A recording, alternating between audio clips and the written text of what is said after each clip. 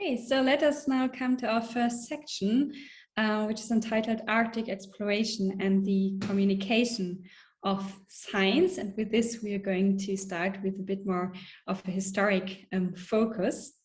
And it is now my great pleasure to welcome our first speaker, Dr. Nanna Katrine Lüders Kaalund.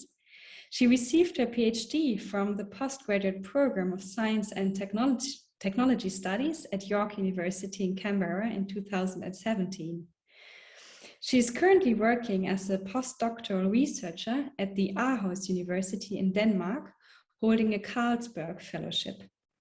Her new research project is entitled Economizing Science and National Identities, the Royal Greenland Trading Department and Making of Modern Denmark and Greenland. It mirrors her deep interest in the relationship of literature and science in the 19th century in the context of Arctic explorations.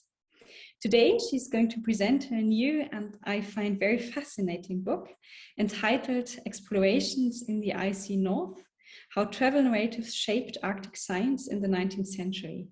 Dear Nanna, we are now very, very much looking forward to your presentation. Thank you so much, Anne, for that kind introduction, very generous introduction as well. I'll be sharing my screen now.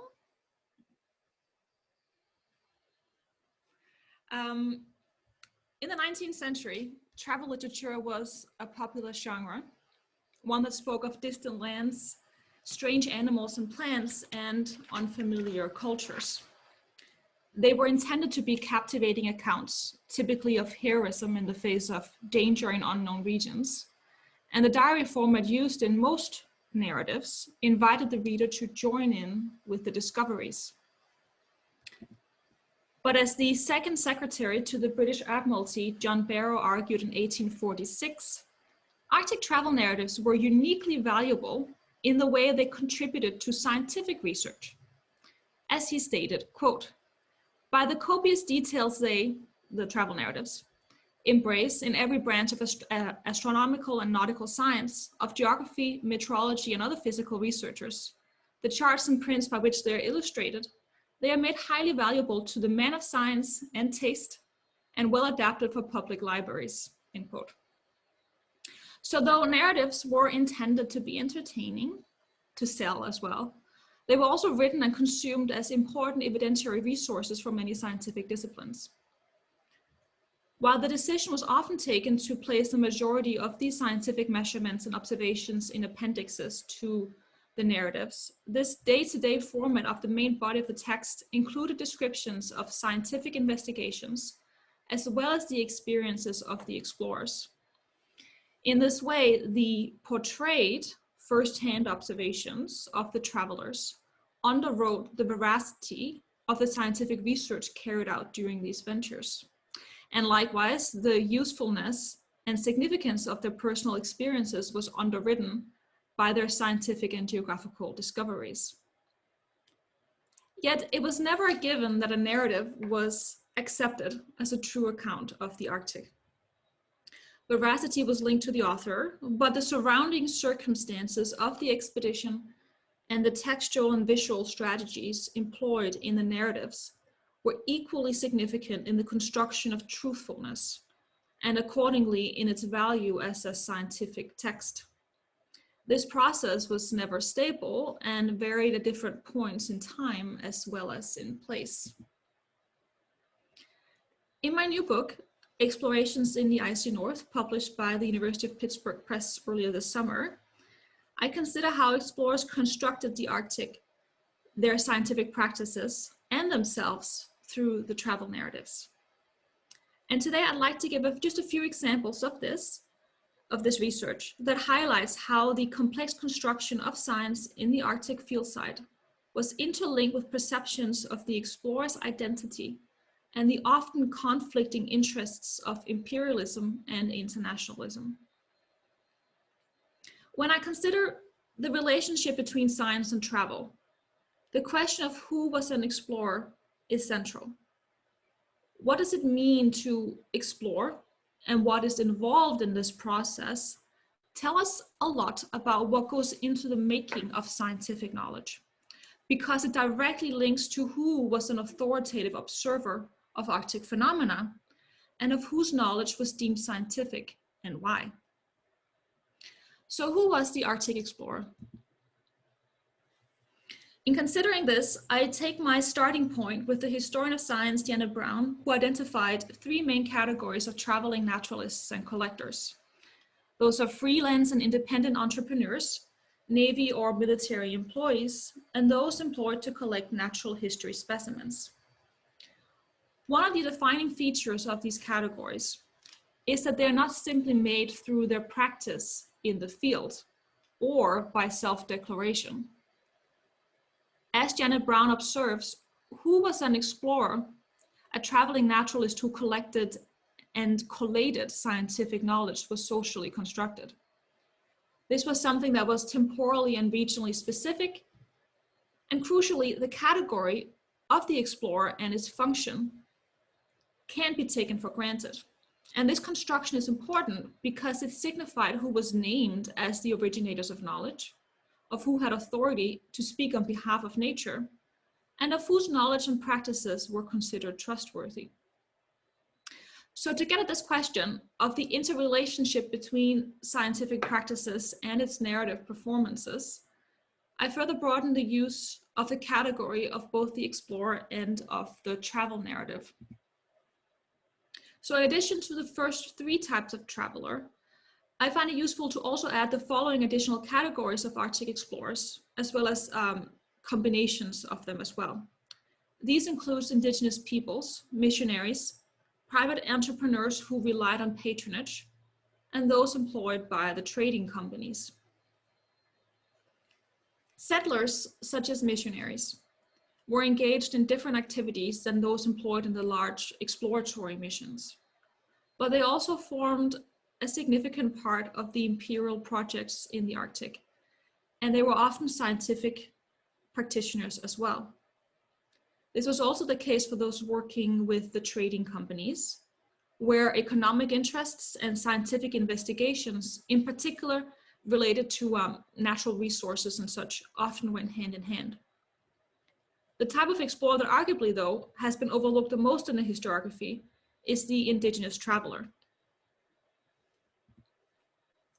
Though a general survey of historical accounts might give the impression that Arctic exploration was mainly the result of the zeal and bravery of a few heroic men, such as those who worked as part of Elisha Kincaid's Arctic venture, which is pictured here on the screen, these men were never alone on the ice. The success of expeditions fundamentally relied on the help of indigenous peoples. This labor included, but was not limited to, gathering food, building shelter, and finding necessary resources such as fuel. Their assistance as guides, translators, and dog sled drivers was equally important. This part of the interactions between indigenous peoples and the European and Euro-American explorers was usually acknowledged explicitly in the travel narratives, with one major caveat. The support was presented as a type of manual labor that was non-essential to the official duties of the expeditions. So what the explorers hid from their public accounts was the fact that they drew heavily on indigenous knowledge about the Arctic and relied on their expertise to fulfill many of the official scientific duties of the expeditions. These duties were broad in scope and ranged from geographical surveying to the collection of natural history specimens. Especially when it comes to studies of scientific knowledge making in the Arctic, the focus has overwhelmingly remained on specific European and Euro-American travelers, typically portrayed as these heroic Arctic explorers traversing the ice, while the participation of indigenous peoples has been treated as practical or incidental. But Arctic indigenous peoples working as part of expeditions played a key role in these ventures. They not only facilitated exploration and scientific research by babysitting the foreign travelers, but they actively undertook the geographical and scientific research as well. A very prominent example of how the categories of explorers and science erase the labor and knowledge of indigenous peoples is that of Suesac, known in the period as Hans Hendrik. Between 1853 and 1876, Suesac participated in the all four expeditions that went through Smith Sound by the northwestern coast of Greenland in search of the geographical North Pole. The first three expeditions that sought to reach the North Pole through Smith Sound were American. They were the Second Grinnell Expedition between 1853 and 1855, led by Elisha Kent Kane. The second expedition was led by Isaac Israel Hayes between 1860 and 1861. The third was the Polaris Expedition, led by Charles Francis Hall between 1871 and 72. And then finally, the fourth was British, called the British Arctic Expedition, led by George Strong Nares between 1875 and 1876. And Suesac was the only person to participate in all four. Following his return from the British Arctic Expedition, Suesac was encouraged to write a memoir of his experiences by the inspector of North Greenland, Sophus Krab Smith.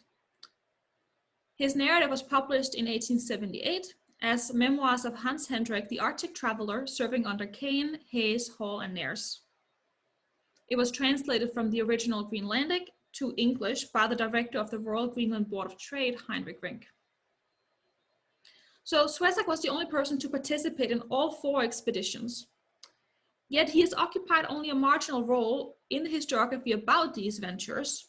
And when mentioned, his work has typically been described as supportive, as practical, rather than as a researcher and explorer equally to those he traveled with.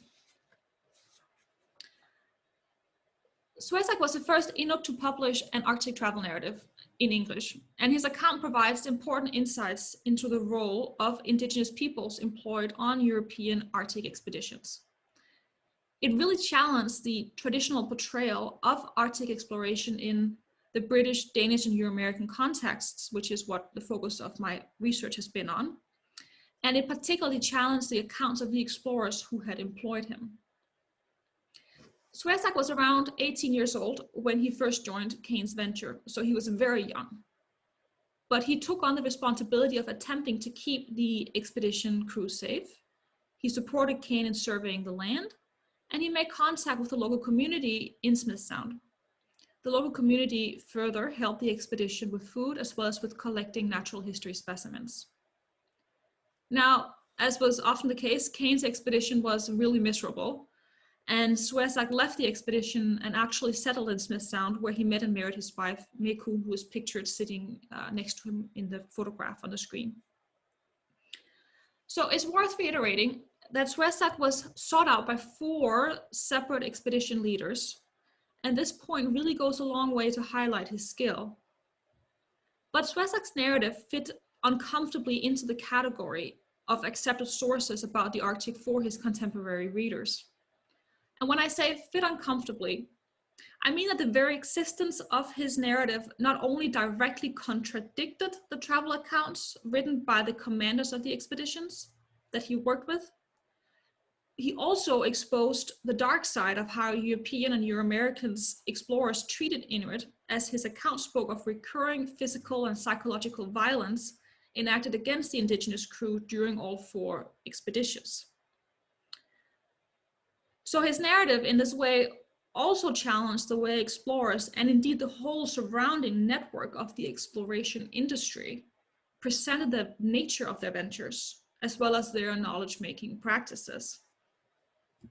Consider how Suesac's role was described by George Strong Nares, the commander of the British Arctic Expedition of 1875.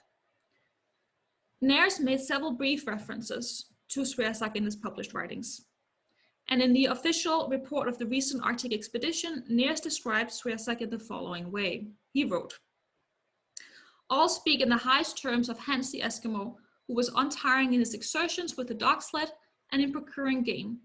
It was owing to his patient skill in shooting seal that Dr. Coppinger was able to regulate the diet somewhat to his satisfaction." Now from this, it would appear that Suesac functioned primarily as a hunter and dog sled driver, and these practices, it would seem from the accounts of the British travelers, were practical and supportive. But the portrayal of events in Suesak's narrative complicates this perception and shows the tensions surrounding the acceptance of Suesak's authority as a first-hand observer of the Arctic, as a scientific knowledge maker as well. The difference between the portrayal of Suesak's role in his and Nares's narrative is particularly striking when we consider the extent to which both described how the expedition relied on Suesak's skills to carry out their overall goals. For example, while the ships were lodged in ice, Lieutenant Louis Beaumont was in charge of a team to survey the north coast of Greenland around Polaris Bay. The crew began to suffer from the effects of scurvy, and they organized a return party that, according to Nares's official report, was, quote, held by hands, end quote. Nares gave more credence to Suesak in his personal narrative, where he noted that it was, quote, mainly due to Hans's clever management of the docks and his skills as a driver that we were enabled to advance so rapidly with such a heavy load, end quote. Suesak went into further detail and described how he transported the 4 sick men, going back and forth with 2 at a time. They relied on him, he explained, to find the safe routes through the snow and ice. And Suesak described these exchanges between Nares and him as follows, quote, after having stayed some days, he said to me, tomorrow we will repair to the ship, go with us as our guide. Next morning we went off, leaving the sick who had begun to walk about. When we were going, our captain said, now show us the road, go ahead of us and we will follow. Thereupon we started across the open water in a boat. When we came to the heavy ice, I searched for the best road, accompanied by the captain. He used to question me, which way are we to go? I answered, look here, this will be better. It was lucky the commander treated me as a comrade, end quote.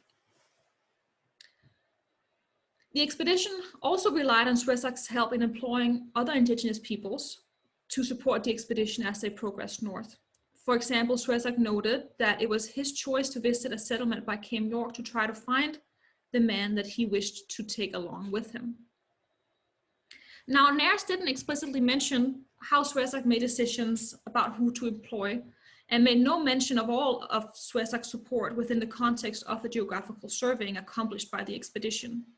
But this is evident in small gleanings from Suesak's account, as he described how, quote, when bright daylight had set in, the captain and I used to travel by sled to measure the height of the mountains, end quote.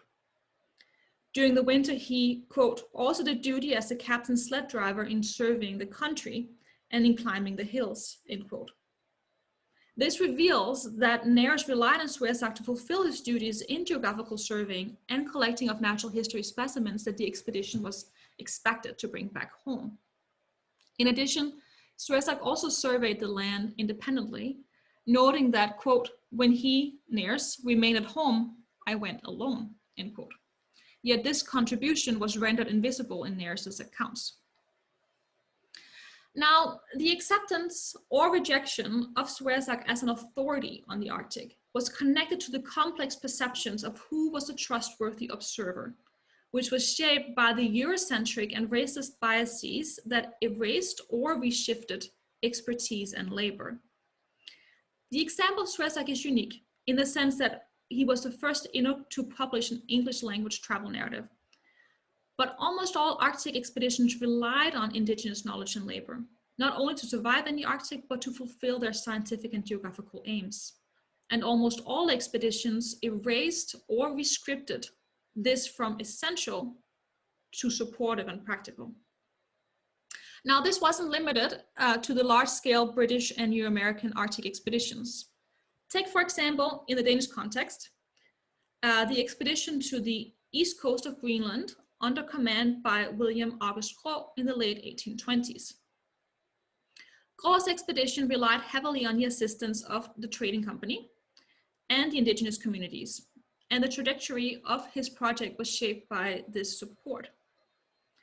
Krogh's expedition specifically aimed to find traces of the so-called East Bugt while making scientific observations and collecting natural history specimens.